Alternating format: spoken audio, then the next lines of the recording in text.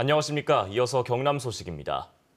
경남FC가 수원 삼성을 꺾고 창단 이후 최초로 리그 준우승을 확정지었습니다. 경남FC는 시도민 구단 최초로 리그 성적으로 챔피언스리그 진출권을 따내 K리그 돌풍의 주역으로 떠올랐습니다. 최진석 기자입니다.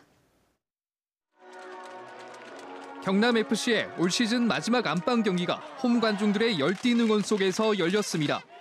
상대는 최근 6년 동안 10번의 경기에서 한 번도 이겨보지 못한 수원 삼성. 경남은 전반 38분 골키퍼를 맞고 나온 공을 김효기가 오른발로 마무리해 수원의 골망을 흔들며 분위기를 주도했습니다. 후반 들어 수원의 공세 수위가 높아지면서 페널티킥골을 허용했지만 후반 43분 토니모토의 결승골로 2대1 승리를 확정했습니다.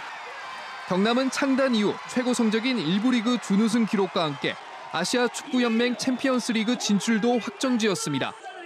시도민 구단 최초로 리그 성적으로 챔피언스리그 진출권을 따낸 건 경남이 K리그 사상 처음입니다. 사실 저희가 아시아 챔피언스리그에 진출할 거란 것은 상상도 못했던 일인데 김종부 감독님 그리고 코칭 스태프 그리고 선수들 또 우리 사무국 직원들 그리고 우리 팬들의 마음이 하나가 돼갖고 좋은 성과를 이룬 것 같아서 너무 기쁩니다. 경남FC를 이끈 김종부 감독은 우승의 공을 선수들에게 돌렸습니다. 부담도 많이 가졌기 때문에 특별하게 많은 주문을 하기보다는 가볍지만은 심플하게 우리가 잘하는 부분만 추려서 경기를 준비했던 게 오늘 승리 요인이 아니었나 그렇게 보고 있습니다. 올해 2부 리그에서 승격하자마자 돌풍을 일으키며 유종의 미를 거둔 경남FC. 경남FC가 이 기세를 몰아서 아시아 축구연맹 챔피언스 리그에서도 좋은 성적을 거둘 수 있을지 주목되고 있습니다. KBS 뉴스 최진석입니다. 해운업의 구조조정과 세계적인 공급 과잉으로 해운업계 위기가 계속되고 있는데요. 세계 각국에선 4차 산업혁명으로 이 위기를 극복하려는 움직임이 활발합니다. 김기혜 기자가 보도합니다. 세계 1위의 해운 기업인 머스크는 컨테이너 하나를 운송하는 데 30개 기관에 결제 200번, 한 달가량이 걸리는 것으로 분석했습니다. 여기에다 서류 처리 비용만 운송 비용의 최대 20%. 머스크는 비용과 시간을 줄이기 위해 IBM과 손잡고 블록체인 기반 플랫폼을 개발하고 있습니다. 해운과 관련된 기관이 모든 정보를 공유해 종이 서류가 필요 없어지는 겁니다. 머스크에 대항하기 위해 프랑스와 중국, 타이완 선사로 구성된 오션 얼라이언스도 최근 블록체인 플랫폼 구축을 위해 컨소시엄을 구성했습니다. 점점 수익성이 떨어지는 위기 속에서 해외 대형 선사들은 이처럼 빅데이터와 블록체인 등을 활용해 빠르게 대응하고 있습니다. 해외 선진 기업들이 4차 산업혁명에 대비해 비즈니스 모델 개발 등 다양한 시도를 하는 사이 국내 기업들은 4차 산업혁명을 낮게 체감하는 것으로 나타났습니다. 한국해양수산개발원이 국내외 선사를 대상으로 조사한 결과 해외 선사들은 4차 산업혁명의 영향을 이미 받고 있다고 느끼는 반면 국내 선사들은 현재는 없지만 앞으로 1, 2년 내에 있을 것으로 응답했습니다. 국내 기업들은 조직과 기술 투자 등 인프라에 집중한 반면 비즈니스 모델 구축에도 신경 쓰는 해외 기업들과 차이를 보였습니다. 전문가들은 이런 변화의 시기에 전문 인력 확보가 가장 시급하다고 조언하고 있습니다. Young people in their 20s who are not just somebody who's coming in at a low level of an organization. No, they are the CEO of a startup in using big data in order to try to address inefficiencies within various aspects of the industry. 4차 산업혁명 시대를 맞아 선박 규모와 해운 동맹으로 경쟁하던 글로벌 해운업계가 기술 혁신 경쟁으로 빠르게 변화하고 있습니다. KBS 뉴스 김계입니다. 경남의 이번 주 주요 소식과 행사 등을 미리 들여다보는 순서입니다. 이번 주에는 도립거창대학에 대한 비상대책위원회 첫 회의와 지난달 거제에서 일어난 50대 여성 묻지마 살인 사건의 첫 재판 등이 열립니다. 미리 보는 한 주 소식 진정은 기자입니다. 부실 운영 논란을 빚고 있는 도립거창대학에 대한 비상대책위원회가 내일 첫 회의를 열 예정입니다. 경상남도와 거창대학 총장 직무대리, 지역 인사 등 7명으로 구성된 비대위는 대학의 운영 문제점을 파악해 강도 높은 자구책을 추진할 계획입니다. 거창대는 정부 지원 제한대학으로 선정된 데 이어 최근 경상남도 의회 행정사무감사에서도 재감사까지 가는 등 부실 운영으로 비판이 일고 있습니다. 경상남도는 지난해만 도립거창대의에 운영비 143억 원을 지원했습니다. 수요일에는 경상남도의회가 정례회 3차 본회의를 열고 경상남도와 교육청에 대한 올해 2회 추경 예산안을 처리합니다. 또 금요일까지 사흘 동안 도정 질문이 이어집니다. 금요일 열리는 5차 본회의에서는 이번 경상남도와 교육청 등에 대한 행정사무감사 결과 보고서를 채택합니다. 목요일에는 거제 50대 여성을 무차별 폭행해 숨지게 한 혐의로 기소된 20살 박모 씨에 대한 첫 재판이 창원지법 통영지원에서 열립니다. 검찰은 박 씨가 70차례 넘게 여성을 폭행한 점과 범행 전 휴대전화 검색 기록 등으로 미뤄 살인죄 적용이 가능할 것으로 보고 있습니다. 박 씨의 신원 공개와 엄벌을 요구하는 청와대 국민청원은 현재 40만 명을 넘어섰습니다. KBS 뉴스 진정은입니다. 다음은 경상남도와 자매 결연을 맺고 있는 일본 야마구치 현의 NHK 방송국에서 보내온 뉴스입니다. 오늘은 내년 연화장 판매가 시작됐다는 소식과 고등학생들이 스스로 디자인한 의상의 모델이 됐다는 소식 등을 이하롬 아나운서가 전해드립니다. 야마구치 꽃 박람회가 52일 동안의 행사를 마치고 막을 내렸습니다. 행사 기간 찾은 관람객은 애초 목표 인원 50만 명을 훨씬 넘은 136만 명을 기록했습니다. 폐막식에서는 야마구치현 지사가 내년 개최 장소인 나가노현 부지사에게 행사 깃발을 전달했습니다. 의상을 배우는 고등학생들이 스스로 디자인한 의상의 모델이 됐습니다. 산요 오노시의 아사고등학교에서는 졸업을 앞둔 3학년 학생 25명이 1년 동안 제작한 의상 30여 점을 학생과 교직원 앞에서 선보였습니다. 특히 올해는 지역의 초등학생 90여 명도 초청됐습니다.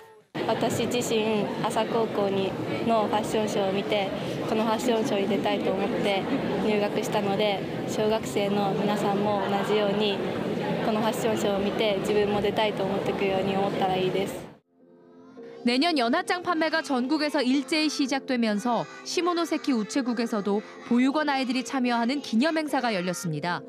내년 연하장에는 내년의 동물인 멧돼지와 도쿄올림픽 마스코트 디자인이 새겨져 있습니다. 皆様方のね、心のこもった年賀はがきを我々の手でお届けさせてもらうことによって皆様の思い心をですねつなげさせていただきたいと思いますのでどうぞ年賀はがきのご利用の方よろしくお願いいたします.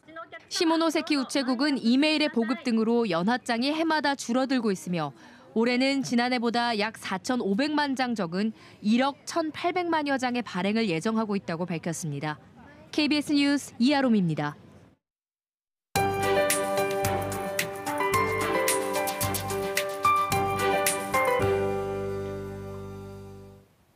어느덧 11월의 마지막 월요일입니다. 이제 달력상으로는 정말 겨울의 코앞까지 와 있는 느낌인데요. 반대로 오늘 날씨는 조금 따뜻해집니다. 창원의 아침 기온 3.6도로 어제보다 4도가량 높게 출발했고요. 낮 기온도 14도까지 올라 어제보다 온화하겠습니다. 오늘뿐만 아니라 당분간도 크게 춥지는 않겠습니다. 따뜻한 서풍 계열의 바람이 불어들면서 내일은 창원의 낮 기온이 17도까지 크게 오르겠고요. 모레 수요일부터 기온이 조금씩 내려가기는 하지만 계속해서 평년 수준을 유지하겠습니다. 오늘 아침 안개가 무척 짙게 낀 곳이 많습니다. 현재 산청의 가시거리 80m, 거창 90m 등 일부 지역은 100m 앞도 보이지 않는 상황이고요. 그 밖의 지역에서도 가시거리가 아주 많이 짧아져 있습니다. 교통안전에 각별히 주의하셔야겠습니다. 현재 위성 영상 보시면 오늘도 하늘 자체는 맑고 쾌청한 편입니다. 경남 지역은 대기질도 크게 나쁘지는 않지만 오늘 일시적으로 먼지 농도가 높아질 때가 있겠습니다. 실시간 대기 정보도 잘 살펴주셔야겠습니다. 현재 기온은 어제보다는 높지만 그래도 많이 낮습니다. 동부 지역은 창녕과 밀양 0도, 창원과 김해가 3도로 출발하고요. 낮 기온도 15도 안팎으로 어제보다 높겠습니다. 경남 서부 지역은 현재 기온 0도에서 크게 벗어나지 못하는 모습이고요. 낮 기온은 15도까지 오르겠습니다. 오늘 해상에도 대체로 맑은 날씨가 이어지는 가운데 물결도 모든 해상에서 잔잔하게 일겠습니다. 이번 주는 뚜렷한 눈비 소식 없이 대체로 맑고 온화하겠습니다. 기상정보였습니다. 함안군은 경력단절 여성 등의 취업난 해소를 위해 오는 28일 7원읍 종합사회복지관에서 일자리 박람회 시즌3를 엽니다. 진주시는 오늘부터 다음 달 7일까지 저소득 취약계층과 미취업 청년층을 대상으로 2019년 상반기 공공근로사업 참여자를 모집합니다. 밀양시는 겨울철을 맞아 산불을 예방하기 위해 산불 전문 예방진화대와 지역 산불 감시원을 운영합니다.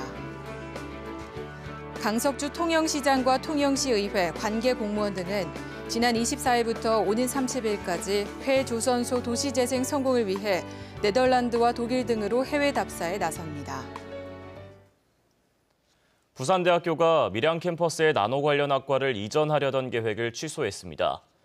부산대는 밀양 캠퍼스의 나노 관련 3개 학과를 양산으로 이전한다는 계획을 세웠지만 밀양시의 강력한 반발과 경남도의회의 반대, 교육부의 대학 통합 승인 당시 승인 조건에 따른 신중 검토 권고 등으로 이전 계획을 사실상 중단했다고 밝혔습니다.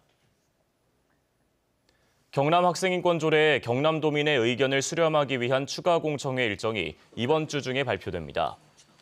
경상남도 교육청은 경남학생인권조례 추가 공청회를 창원과 김해, 진주, 통영, 양산 등 5개 권역으로 나눠 시행하기로 하고 날짜와 장소를 검토하고 있습니다. 도교육청은 공청회의 효율성을 고려해 발제자와 방청객 선정에도 객관성을 확보하기로 했습니다. 경남 지역의 모든 소방서가 재난 현장에 빨리 출동할 수 있도록 시민을 대상으로 소방차 길터주기 캠페인을 엽니다. 경상남도 소방본부는 도내 18개 지역 소방서 186곳에서 시민을 대상으로 소방차 길터주기 캠페인과 소방차 동승 체험을 내일 진행합니다. 이번 캠페인은 시장이나 상가 밀집 지역 등 교통이 혼잡한 곳에서 진행되며 소방차 길터주기 요령, 소화전 주변 주정차 금지 등을 알립니다. 어제 오후 4시 20분쯤 58살 허모 씨가 고성군 갯벌에 낙지를 잡으러 갔다가 숨진 채 발견됐습니다. 통영해양경찰서는 어제 새벽 1시 반쯤 고성군 삼산면의 한 갯벌에서 함께 낙지를 잡던 중 허 씨가 실종됐다는 친형의 신고를 받고 출동해 인근 바다에서 숨져 있는 허 씨를 발견했습니다. 해경은 친형 등을 상대로 정확한 사고 원인을 조사하고 있습니다. 경남지방경찰청이 산업기술 유출 수사평가에서 전국지방경찰청 가운데 1위를 차지했습니다. 경남경찰청 국제범죄수사대는 드럼 세탁기 핵심 기술 등 산업기술 유출 14건을 적발해 3명을 구속하고 37명을 기소 의견으로 송치했다고 설명했습니다. 경찰청은 17개 지방경찰청을 대상으로 국가 핵심 기술 9개 유출과 영업 비밀 보호 등 4개 항목을 평가했습니다. 남수단 정부가 자국에서 헌신적인 봉사활동을 하다 2010년 선종한 고 이태석 신부에게 훈장을 추서했습니다. 살바키르 남수단 대통령은 외국인으로는 처음으로 이태석 신부에게 대통령 훈장을 추서하고 최근 남수단 재단에 전달했습니다. 남수단 정부는 고인의 삶과 업적을 담은 초등학교와 고등학교 교과서를 발간했습니다. 진주 뿌리산업단지 조성터에서 통일신라 후기부터 고려시대 초기에 축조된 토성이 발굴됐습니다.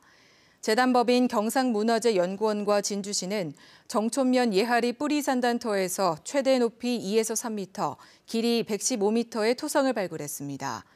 이곳에서는 토성벽 1기와 해자, 우물, 주거지 등이 발견됐으며 현재 진주 지역에서 가장 오래된 토성으로 추정되고 있습니다.